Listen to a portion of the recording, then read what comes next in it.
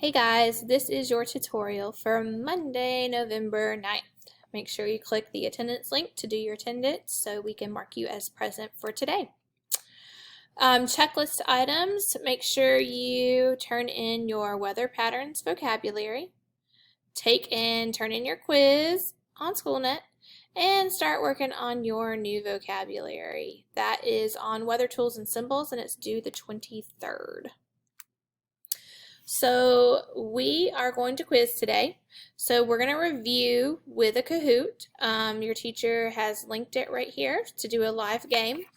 And then you'll take your weather patterns quiz in SchoolNet like usual, okay? So a couple of things for this quiz. You guys have to make sure you understand your pressure systems and severe weather. So you need to know that hurricanes form over the ocean and they need moist water to be able to gain power.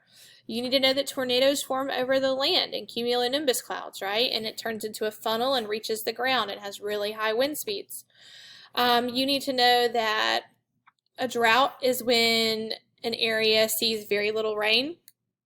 So the land gets very dry and it's typically a spell of, months without rain.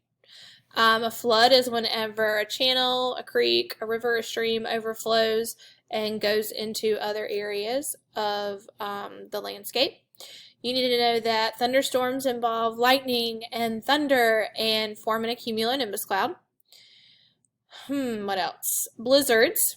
They occur with really low temperatures on the edge of a cold front, and all of these types of storms occur at low pressure areas because low pressure brings bad weather. You need to understand how low pressure systems and high pressure systems work. So high pressure systems bring good weather, okay? So in high pressure systems you have cold air sinking down because we know cold air sinks, and that cold air sinks down and moves out. It rotates clockwise, okay? Brings good weather.